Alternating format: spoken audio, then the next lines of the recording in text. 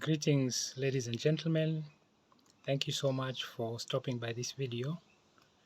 In this video, I will be synthesizing the content of the first 3 videos which I have raised on this platform and drawing some conclusions based on that content.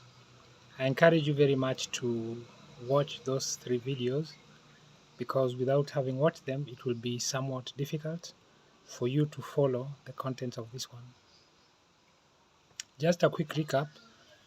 In the first video, I presented the proof that there exists in nature a system of timekeeping that is perfectly matched to the requirements of human beings.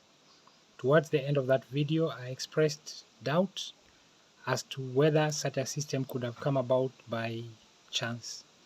In the second video, I elaborated on the doubts which I had as to how that system could have come about and basically raised challenges as to the claim by modern scientific community that there was a bang and this is what brought about the system that we are seeing.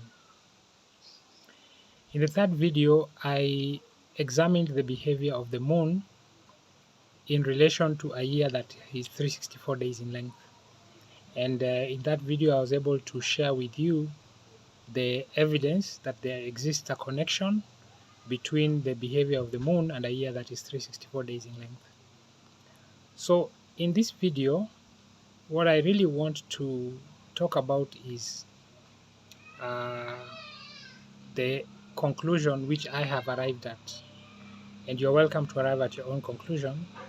But my own conclusion is that this information together provides sufficient evidence that we are the product of an intentional act of creation by a being that is far superior to us in intelligence and powerful enough to manipulate the behavior of the heavenly bodies so that their movements can serve our needs.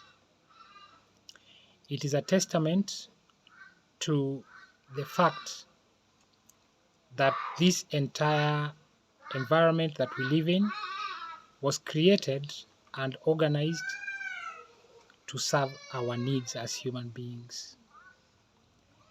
And you're welcome again in this situation to conclude as you will, but going forward, the arguments or discussions that follow from here will proceed from the understanding that we are the product of an act, an intentional act of creation, that we did not come about through a random event.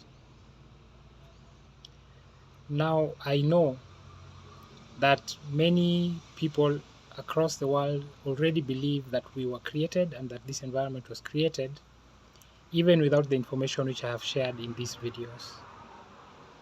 The thing that I really want to highlight, that the value that these videos provide or this information provides, is a means to identify the being who created us from among the many who we human beings credit with creating us. That is so because it is not conceivable that whoever created the system of timekeeping which exists in nature would have done so and then failed to inform us about it so that we might use it, because it was intended to be used.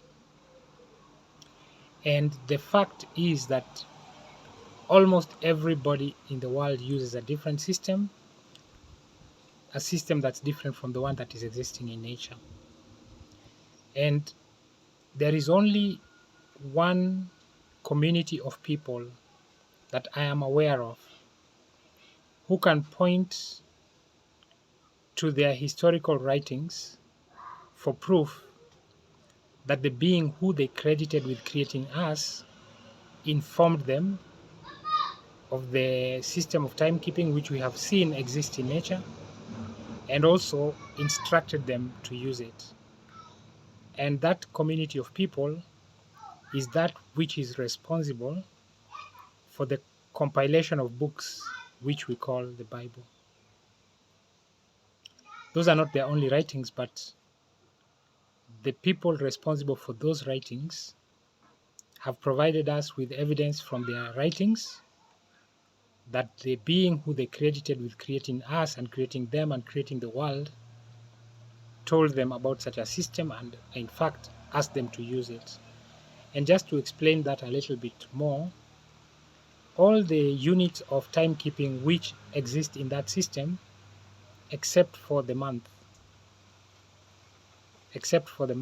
all the units of timekeeping which exist in that system, that community was required to observe it by doing one thing or another. For example, every seventh day, that community was instructed by their creator, who they believed to be their creator, to do no work. So they marked the end of that unit of timekeeping by doing no work on that day. There were 7 events that they were to observe every 364 days. In fact, they can point to an instruction specifically informing them to make the year 364 days only. So every 364 days, there were 7 events that were observed every 364 days, indicating that their creator recognized a 364-day cycle as a unit of timekeeping. Additionally, they were required to forgive all debts every 7th year. Again, that indicates a recognition that there was a unit of timekeeping that had the duration of 7 years, each year being 364 days, or 52 weeks of 7 days each. Then they were also instructed that every 49 years they were to release the lands. They could only sell land or forgo the use of their land for a maximum of 49 years. And the 50th year, the lands would revert to their original owners. So this again is an event, an activity that recognized the period of time designated as a jubilee. The other recognition, by the way, of the 7-year cycle was that every 7th year they were not to farm their lands. And also the 50th year they were to not farm their land as well.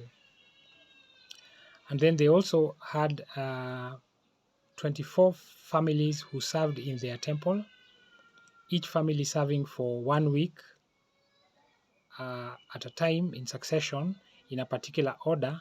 And if you examine that order, the same family would come back to serve at the beginning of a jubilee every 294 years. The cycle of time which we have recognized exists in nature is 294 years. So again, this is the evidence that this being who they credited with creating us actually recognized and informed them to use that system, and also schedule the appointments which he made with them according to that system. So in my own opinion, no other being purporting to have created us or credited with creating us provided this information to whoever believed them to be our creator. And I have difficulty believing that they could have created this entire system and then failed to inform their believers to use it. So my conclusion, therefore, is that the best bet for who created us is the being that the people of the Bible credited with creating us. And that is my conclusion. In future videos, I will show you how I have used that system of timekeeping, applied it to the information available in the Bible and in history, and I have been able to confirm, to obtain the exact date when the Israelites left Egypt. This event did occur, and I have the exact date when it happened, and other dates in history which sort of are in dispute, or we only have estimates of. I have been able to obtain exact dates for those events using this timekeeping system, which is really what our creator provided us with. I encourage you to be patient and watch those videos, and then you can draw your own conclusions. Thank you so much for your time. Thank you so much for watching, and have a good day.